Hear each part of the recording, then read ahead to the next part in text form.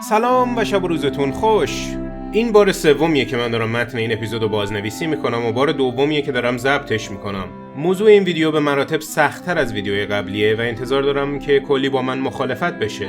ولی ایرادی نداره، فقط درخواست من از شما اینه که تا ته ویدیو رو تماشا کنید و بعد اگه با من مخالفید تو کامنت ها خیلی محترمانه مطرح کنید. اگه این کارو بکنید منم قول میدم کامل جواب بدم و اگه حق با شماست کاملا به اشتباهات خودم اعتراف کنم. خب بریم سر اصل مطلب. دفعه پیش یه تعریف عملی از بازی مطرح کردیم. یه خلاصه خیلی سریع و یه نفسه میگم. بازی بخش سرگرم کننده داره یه هدف. بخش سرگرم کننده هر چیزی میتونه باشه. هدف تو بازی شکل دنده برد و باخته. با در نظر گرفتن رابطه بازی باز با هدف سه مدل کلی برای بازی تعریف کردیم. شروع خنثی، شروع از باخت، شروع از پیروزی. برای هر کدوم اینا کلی مثال زدیم و جنگولک بازی در آوردیم. کلا با نمک بود. برید ویدیو رو خودتون ببینید. این همه طول و تفصیل دادیم ولی هنوز یه سری بازی‌ها موندن که هر چقدر زور بزنیم با این تعریف جور نمیشن. این ویدیو به هیچ وجه بنا نداره که این بازی‌ها رو توجیه کنه. چیزی که هدف نداره بازی نیست و سلام. در عوض موضوعاتی که در این ویدیو می‌خوایم راجع بهشون حرف بزنیم از این قرارن. 1. چیزی که بازی نیست پس چیه؟ 2. اصلاً مگه نابازی‌ها رایجن؟ 3. نابازی به چه دردی می‌خوره؟ و 4. چطوریه که نابازی‌ها میتونن موفق باشن؟ سال 1989 بازی سیم سیتی برای کامپیوترهای کومودور 64 اومد. سازنده بازی ویل رایت، این خوشگل‌ترین عکسیه که ازش پیدا کردم، خودش میدونست اینی که ساخته بازی نیست. کلمه‌ای که خودش برای توصیف محصول خودش به کار برد اسباب بازی نرم افزاری بود. من به شدت با این اصطلاح موافقم. همونطوری که بازی با اسباب بازی هیچ هدف از پیش تعیین شده‌ای نداره ولی سرگرم کننده است، بازی بازها هم میتونن با یه سری اسباب بازی نرم افزاری خودشون رو ساعت‌ها سرگرم کنن.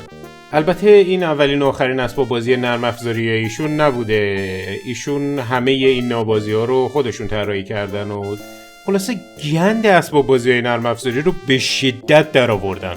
سیم خلاصه سیمیولیتره، یعنی شبیه ساز. سیم ها این روزا یه ژانر به حساب میان ولی این ژانر تعریف خیلی سفت و محکمی نداره.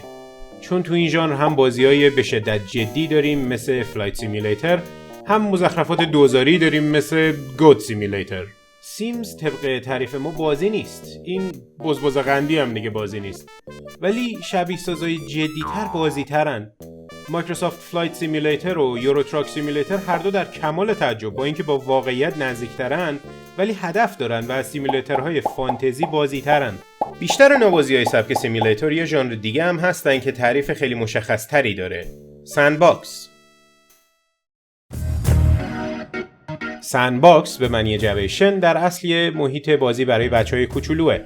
همونطوری که تو شن و ماسه بازی کردن هدف متداولی نداره و هر چیزی که بخوای میتونی بسازی، تو بازی‌های سبک سندباکس هم هیچ هدف خاصی نداری و هر جوری که بخوای میتونی بازی کنی. یادتونه یه بار پرسیدیم مگه ممکنه نابازی‌ها هم معروف و مشهور بشن؟ جیگر طلا معروف‌ترین و پرفروش‌ترین بازی دنیا در واقع یه بازی سبک سندباکسه و نابازیه. ماینکرافت یه هدف نسبتاً مستقی داره ولی اون هدفو نه چیزی تو خود بازی بهت میگه نه بدون کمک میتونی اصلا 100 سال سیا خودت کشف کنی. تازه وقتی هم به هدف میرسی بلافاصله برمیگردی سر جای اولت و به روال عادی بازی ادامه میدی. ساخت و ساز چنان بخش بزرگی از این بازیه که بیشتر از هر بازی دیگه این بازی رو با لگو مقایسه میکنن. البته این وجه تشابه وقتی به نقطه اوج خودش میرسه که به شباهت‌های کاربردی کریپرها و داداش کوچولوهای آدم پی میبریم. به خاطر اینکه هر دوتای این موجودات زحمات ساعت‌های آدم و ظرف یه ثانیه میزنن به فنا میدن. ماینکرافت به جز سندباکس یه سبک دیگه هم هست به اسم سروایوال به معنی قصر در رفتن و جون سالم به در بردنه. ولی بازی‌های این سبکی راجع به مقاومت طولانی مدت و هر جوری شده زنده موندنن معمولاً. دفعه پیش راجع به بازی‌هایی که از حالت پیروزی شروع میشن حرف زدیم و پلنتس ورسس زامبیز رو مثال زدیم. ممکنه بعضیا پلنتس ورسس زامبیز رو سبک سروایوال بدونن و نتیجه گیری کنن که همه بازی‌های سبک سروایوال حالت سومن و بازی به حساب میاد. ولی من با این دید مخالفم. یادتونه تو همون ویدیو قبلی راجع به برد و باخت در یک پازل بحث کردیم. بردن در یک پازل این بود که وقتی کنار میشینیم پازل کامل درست شده باشه. بنابراین هر پازل در لحظه پایان معنی دار میشه. به نظر من هدف توی بازی باید رسیدنی باشه.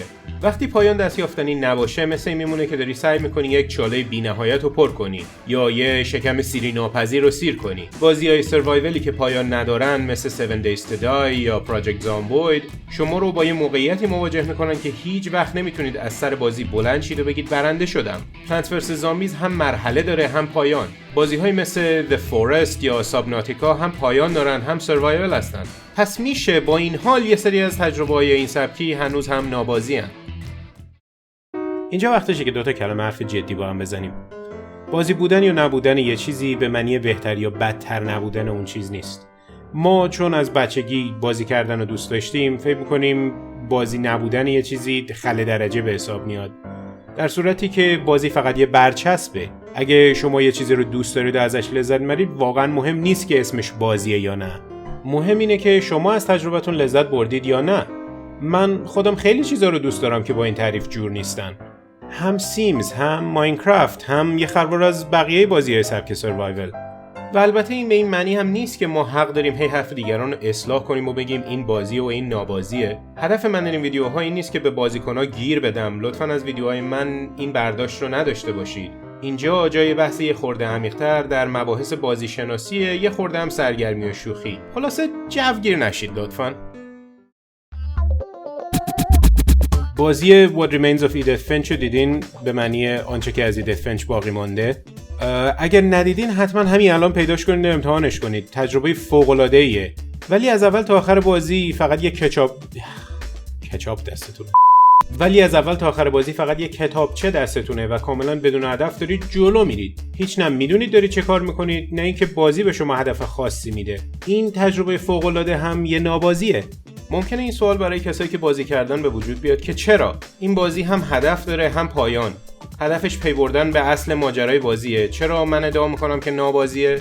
فرق بازی کردن با کتاب خوندن چیه؟ فرقش با فیلم دیدن چیه؟ قاعدتاً اینه که کارهایی که یه بازی باز میکنه در روال داستان یه بازی تاثیر مستقیم میذاره. حتی اگه تاثیر مستقیمی روی نتیجه داستان یک بازی نداشته باشیم، باز ما بودیم که داستان بازی رو شکل دادیم. توی نابازی What Remains of Edith Finch و حتی The Vanishing of Ethan Carter ما هیچ نقش فعالی در رویدادهای داستان نداریم. ما فقط تماشاچی ماجرا هستیم. ژانر بیشتر این مدل نابازی‌ها که ما تاثیر منطقی رو روال بازی نداریم و بیشترین فعالیتی که می‌کنیم راه رفتنه هست Walking Simulator به معنی شبیه ساز راه رفتن. این سبک در دهه اخیر خیلی پر استفاده بوده و چندین بازی این مدلی به بازار اومده. بعضی‌ها این بازی‌ها رو نابازی میدونن به خاطر اینکه با پلی داشتنشون مشکل دارن و میگن فقط راه رفتن حوصله سربره. ولی ما گفتیم که در این مورد هیچ قضاوت بی‌موردی نمی‌کنیم، بنابراین مشکلاتتون رو با خودتون حل کنید لطفاً. سوال درست اینه که اگه بازی نیستن چی هستن؟ قطعاً به اینها دیگه نمیشه گفت اسباب بازی نرم افزاری. خب چند تا جواب میشه داد. سکانس از پیش تعیین شده، یه تجربه، ولی از همه جامع‌تر بهش میگن اینتراکتیو استوری به معنی داستان گفتن تعاملی یا درگیر کننده. یه سوال خیلی عمیق اینجا بجاست، اونم اینه که چرا و چطوری این همه نابازی رایج داریم؟ چطور ممکنه این همه آدم واقعا دوست داشته باشن با بی‌هدفی خودشونو سرگرم کنن؟ خب به صورت فلسفی باید بررسی کنیم و ببینیم چرا انسان‌ها از بی‌هدفی لذت می‌برن. ببینیم بابا، کل این سوال غلطه. واقعیتش اینه که بیشتر بازیبازها اصلا متوجه نمیشن که این بازی‌ها بی‌هدفن. یه بازیباز همیشه برای خودش یه هدف تعیین میکنه و در عمل نابازی رو تبدیل به بازی میکنه. به نظر من همه نابازی‌ها رو میشه روی نمودار طیفی قرار داد. از نابازی‌هایی که خیلی راحت تبدیل به بازی میشن تا نابازی‌هایی که به سختی تبدیل به بازی میشن. تبدیل به بازی شدن بیشتر به این معنیه که بازیباز خودش برای خودش یه هدفی پیدا کنه. مثلا ماینکرافت به نظر این بنده حقیر بازی شونده ترین نابازی ممکنه. کلی کار میشه توش کرد و بنابراین خیلی راحت میشه توش هدف پیدا کرد. هدف میتونه کشف ناحیه جدید، الماس پیدا کردن، یه بنای خاصی رو ساختن یا اجدهای آخر بازی رو زدن باشه. برای سیمز و بازی‌های سیمیلیتر یه خورده هدف پیدا کردن سخت‌تره، چون از خودشون هدف خاصی ندارن، پیشرفت کردن توشون خیلی کم رنگه و یه جورایی همه چیز به خودت و جای کاراکترت گذاشتن ختم میشه. البته بجز این بوزه، کسایی که خودشون رو جای این بوزه فرض میکنن احتمالاً اصلی ترین مشکل زندگیشون این نیست که این بازیه یا نابازی. نابازی‌های داستانی یا همون واکینگ سیمیلیترها تنها هدفشون پیشبرد داستانه. این نابازی‌ها که بیشتر داستاناشون هم از پیش تعیین شده است، فاصله نسبتاً بیشتری با بازی شدن دارن. اینا بازم همه نظرات شخصی منه. اگه مخالفید یه کامنت مؤدبانه بذارید با هم بحث میکنیم.